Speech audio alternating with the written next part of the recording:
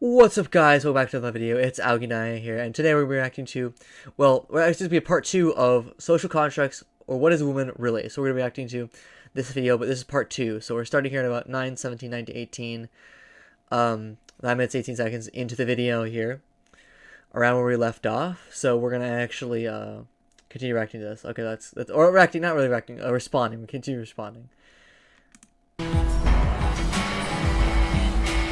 If you ask 3 philosophers how social constructs work, you'll get 4 theories. So we're going to look at one by a philosopher called Oshta. She's Icelandic, so she only has one name. I chose it not because I have any particular attachment to it, but because I think it's interesting, and it'll give you a flavor for how philosophers tackle these questions. It goes like this. Suppose that you're watching a game of baseball, which, if you've never heard of it, is like cricket, but it's even worse. The guy who throws the ball, the bowler, he throws it towards home wicket where the batsman is, and he hits it. And the bowler has to throw the ball within a certain zone. And if he gets it in the zone and the batsman misses, that's called a strike. And if you get 3 strikes, then you're out. But it has to be in the zone. If he throws it up here, then it doesn't count. And if it's very close to the zone, all the spectators go, "Oh my God, was that a strike?" And then the umpire has to decide. Oshta says there are natural properties about the trajectory of the ball. She calls them underlying properties or base properties. So she's thinking more augmented reality than full VR. The umpire is trying to keep track of those underlying properties, and in order to do so, he confers the social property being a strike onto the pitch when he says, "Strike one." So according to Oshta, being a strike is a social construct that serves some purpose in the game by keeping track of the ball's underlying properties. Similarly, on Earth 2, being a big is a social construct that serves a purpose in a social game by keeping track of people's height. Each of us has a lot of features, and only some of them matter socially in a particular context. Examples: I'm 168 centimeters tall and have shoe size 39. I have short hair and I'm wearing black pants. I speak English with an Icelandic accent. I'm extremely nearsighted, have moss green eyes and pale skin, breasts, broad shoulders. Some of these features matter socially in a context. Others do not. What is it? Well, I feel like, I guess if we're talking about evolution, I'm sure there's some will have evolutionary reasons for being there when it comes to social contracts. It's not like all of them are like, oh, let's make this up so we can make things unfair for people. I don't think that's like how how the people are, how like the big, supposedly the big bad people who supposedly made all this stuff up, went and, and just collaborate together and go, you know what, let's make life bad for people and make a social contract. That's not how it is for everyone.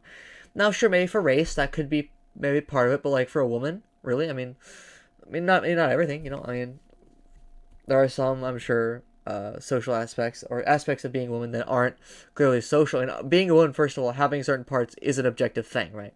And there are differences between women and men, and what do women usually do and what men usually do. Right, of course we have, what I've heard is like, there was a study where like, I keep the take it with a grain of salt because I have to look it up, but maybe I can look it up in a little bit here, but I think there was a study that was like, had male babies and then female babies, they each went to different toys usually. Now that doesn't mean there are not outliers, but they generally like different things. And so generally the idea where like boys play with these toys and girls play with these toys, that comes from somewhere, because it comes from a general how boys and girls generally act. Now this does not mean that it's not like this, there cannot be outliers. It just means that there's a general thing where that happens, and with male and females that are different. And that can have, that's probably where some of the social ideas where men like this and women like this come from.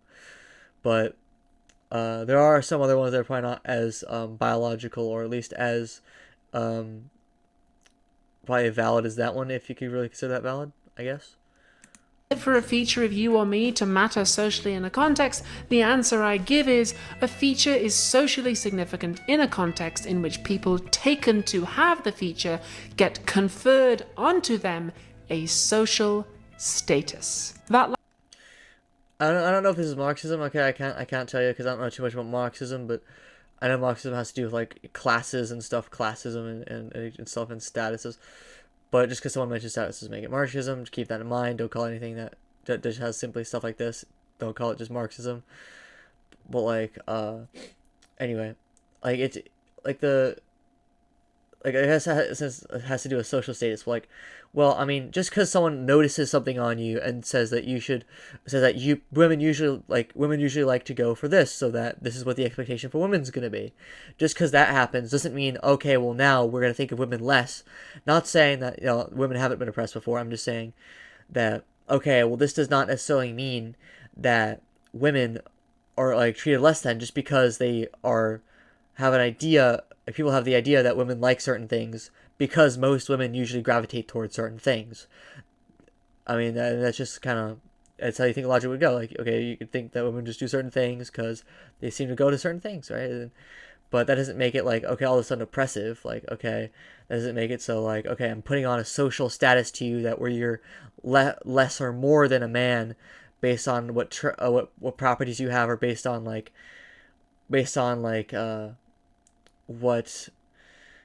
what sex you are. I mean, I know there are ideas in the society where like you can be more or less of a man in certain contexts, but I mean, I don't think that obviously that okay, I think that gender norms should be like, at least Christian gender norms should be encouraged but not forced necessarily, because obviously we have free will in this country. We have free will generally, but like we have freedom of speech in this country, freedom of expression in this country. So I'm not saying that you should, if you don't want to wear girls' clothes, or if you want to wear girls' clothes and you're a dude, I'm not saying you can't do that. I'm just saying you probably shouldn't do that, but I can't stop you. last bit is important. Baseball's one thing, people are another. Properties like being a woman, being a man, a mother, black, white, that's not a game. That's your life. Well, yeah. Consider the property being cool in the context of a high school. If you're cool, you might be able to get away with stuff that other people can't. But at the same time, there could be expectations on you that might be stifling.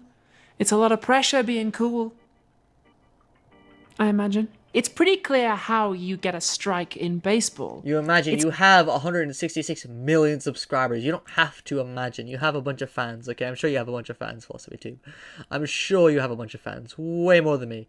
Which, I mean, also, once again, I guess, shout out to my fans thing, or not, I know you shouldn't say fans, but like subscribers, because I don't know if you guys are fans of me who watch my videos, but, I mean, thank you guys who watch my videos, who watch more than one of my videos, and thank you so much to you guys as well for subscribing. I got a bit of subscribers today, so I'm pretty happy. So thank you guys so much. I appreciate you guys. Thank you guys so much. Anyway, it's less clear how you become cool, because there aren't really any rules. People just start treating you differently, and you thereby acquire coolness. Nobody really decides it either. There's no umpire at the school gates going, "You're cool." It's just the community decides to confer coolness on you or not. Well, sure, but like there are like I said, there are certain reasons why there are certain ideas that are shown, like that are like encouraged for women or for men. That it's not like it's like, okay, well, this is what we're gonna tell you you have to do, because for no other reason other than that we just want you to suffer, or just because we don't want you to be cool, or we want you to be cool, or we want you to be able to get away with stuff. That's not necessarily how everything goes. That's not exactly the same thing for women. That's for like maybe baseball, but not for women, right? So like I explained, women have certain certain aspects that they are different. Women aren't the same as men. They are different. They are biologically different than men are.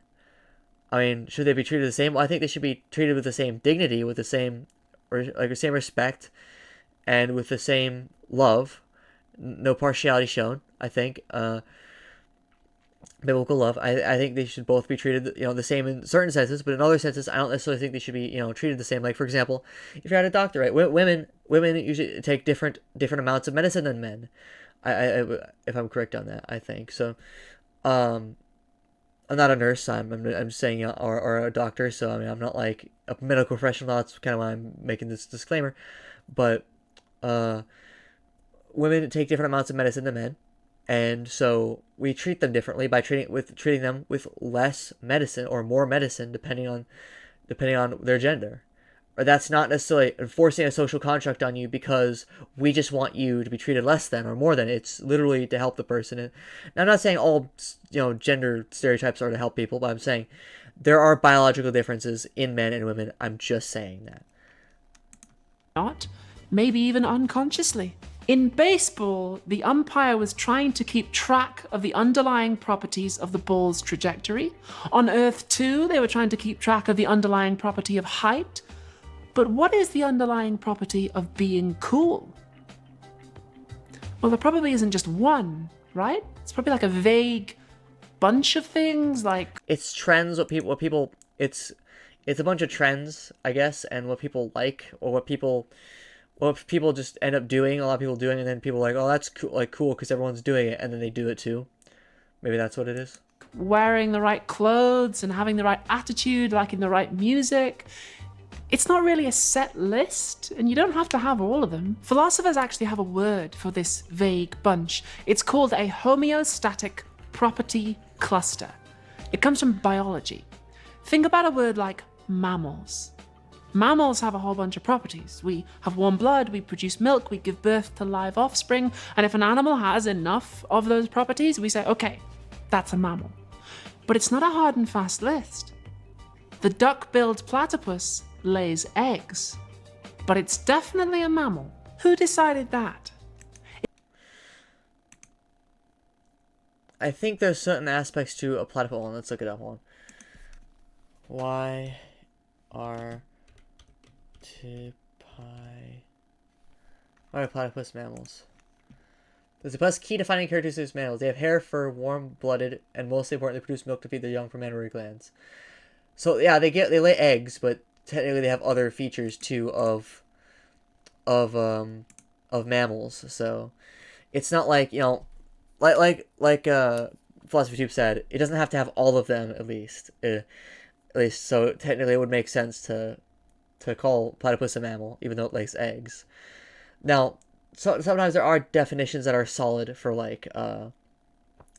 what certain things are, like all mammals probably will have mammary glands, I'm sure, so there are probably some properties that are present in all mammals, though eggs is more like a signifier of a mammal because it doesn't have, because it's, live birth is a signifier of a mammal and laying eggs can be an exception. My bad. Is there a platypus umpire? No, sadly. It's the community again, the scientific community. The philosopher Richard Boyd says the whole point of classifying animals is to be able to predict and explain things about them. That's the science game, if you like. And that's why homeostatic property clusters are so useful.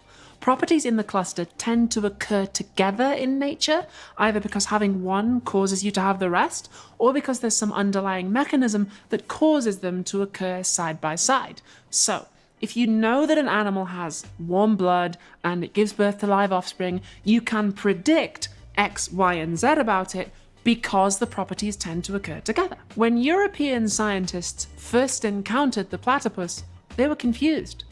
Some people thought they were faking, others thought they belonged in a category all their own, until they realized they had so many of the other properties in the mammal cluster that if you want to win the science game, you've got to classify them as mammals. On Earth 0, there are no mammals. They know about warm-blooded animals, yeah, but mammal is a social construct that we use to keep track of certain underlying properties. And on Earth 0, they play the science game differently, so they don't use that social construct. On Earth -1, they don't even have the underlying properties. They're all just like, bro, have you seen these platypuses? These things are adorable.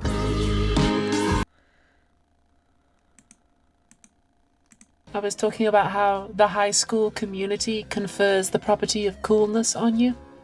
Or the scientific community conferred the property of mammal on the platypus. What if communities disagree?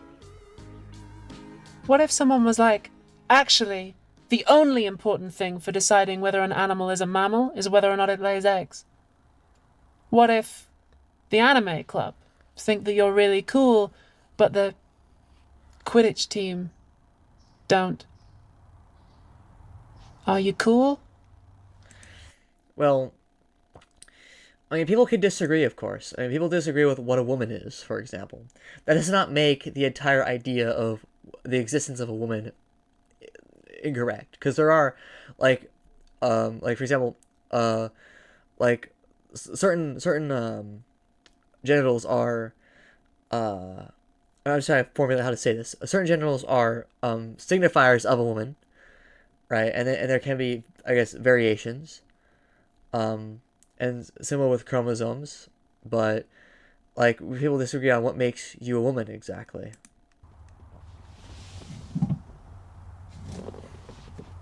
Or not? Ashta says, there is literally no answer to that.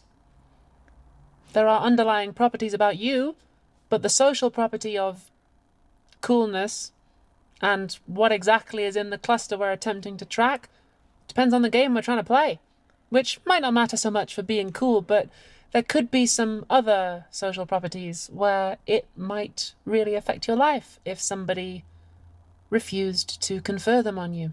We've been talking today about baseball and platypuses, but obviously what we're really talking about is sex and race and gender and all that good stuff.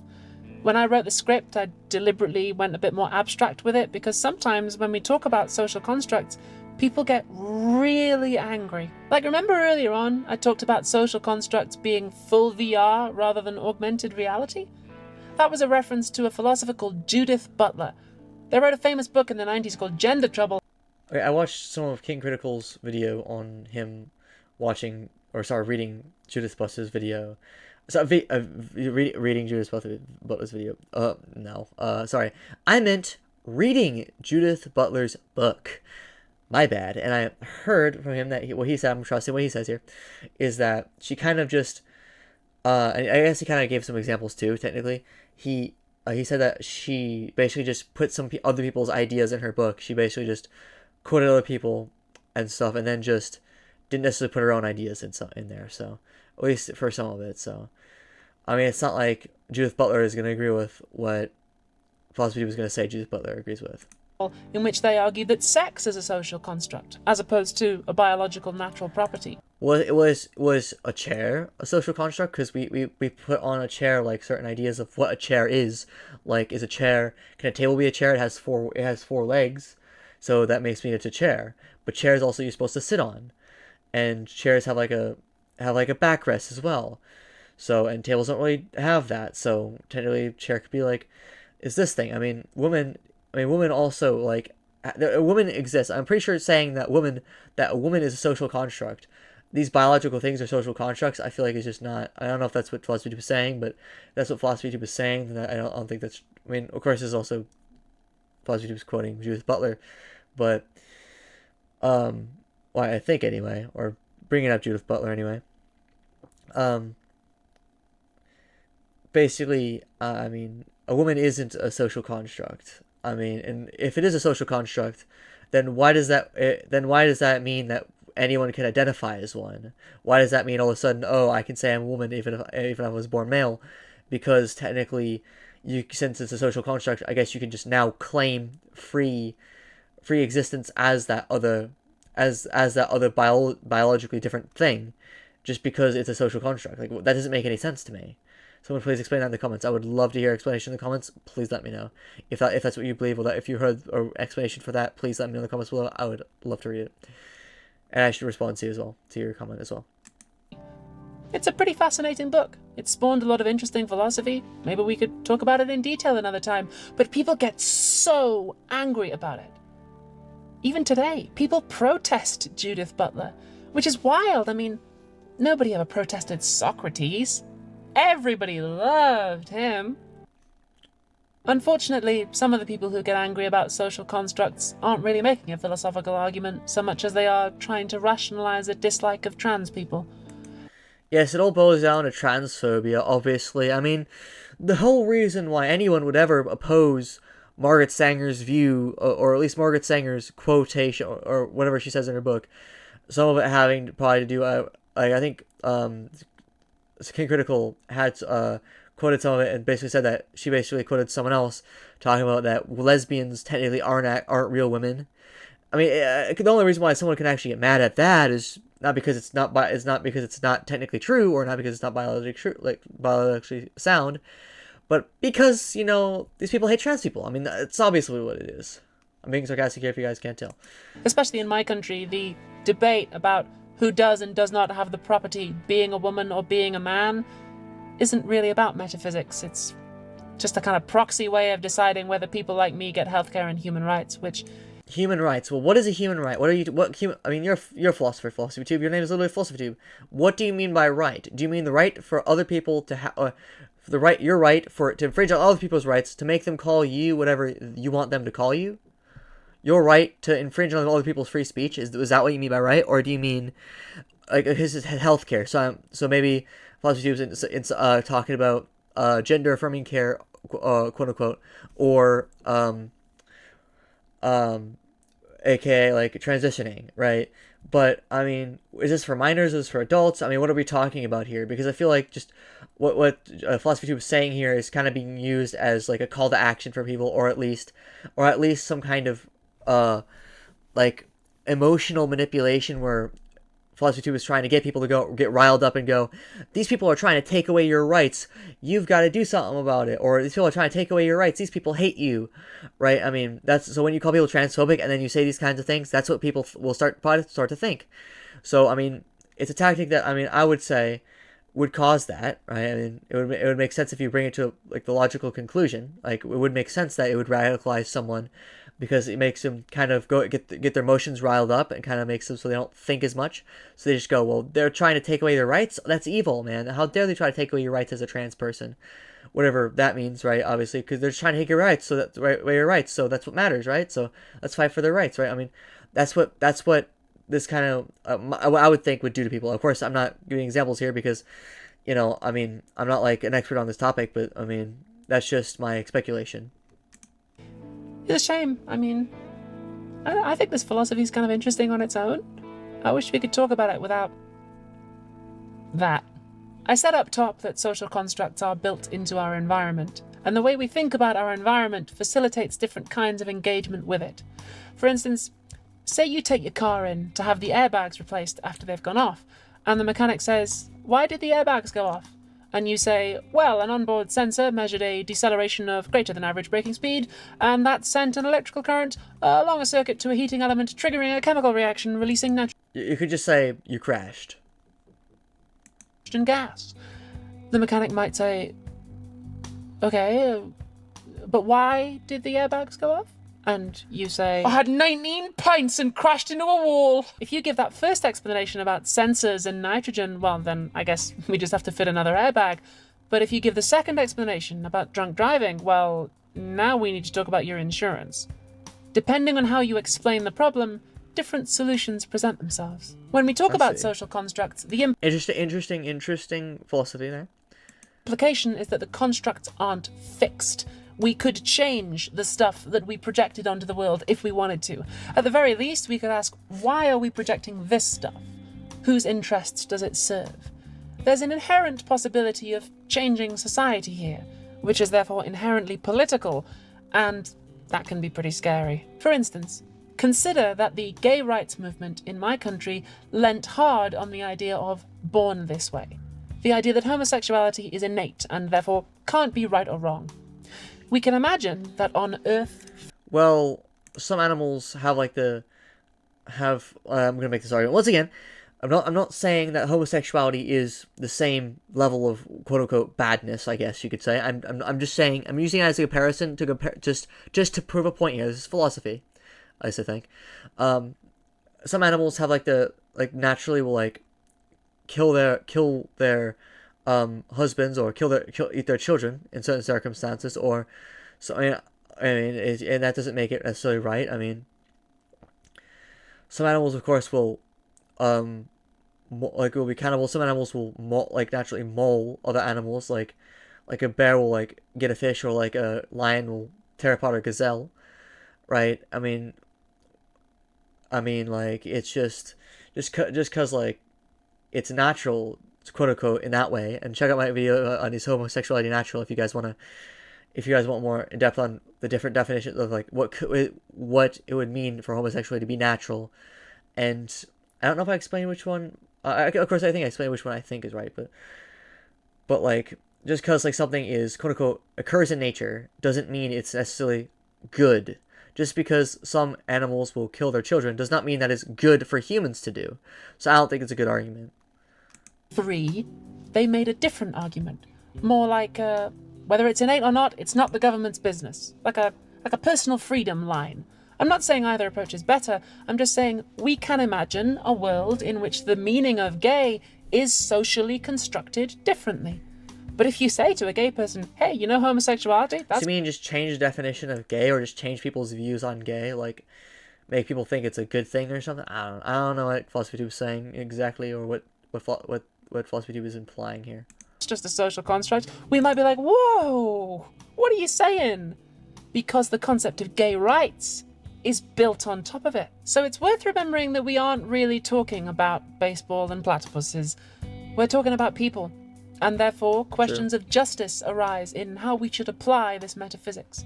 If Oshta is right, and man and woman are socially constructed categories that we apply in order to track some underlying cluster of natural properties, we might then ask, if we're playing the justice game, what should be in that cluster? And, separate but related question, what should the law say about it? I deliberately chose non-controversial examples today to help you get a grasp of the metaphysics without getting bogged down in questions of justice or pushing my own views. But it's worth remembering that that isn't... So you didn't want to push your own views, but you then called people transphobic if they... I forgot what they actually Philosophy Tube said, but I think earlier on in the video, they told people the reason why people would oppose, I think, trans people, or oppose at least these certain ideas, or whatever, is because they're transphobic, or because they don't want trans people to have rights and such. I think that's kind of pushing your views a little bit, but whatever. Artificial separation. When you leave the classroom, politics and metaphysics will come at you at the same time. We're not just doing philosophy for the hell of it. We are tinkering with the engine of the world here.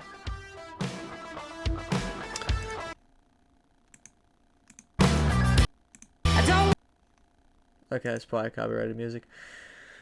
But if you guys like the video, please like the video, and it just kind of goes out for this video. I did not expect that to be that short. But anyway, if you guys like the video, please like the video. If you guys really like the video, please subscribe and comment down below what you think. I would love to hear what you guys think. So I'm speaking really fast and just kind of trying to I don't know, whatever, it doesn't matter.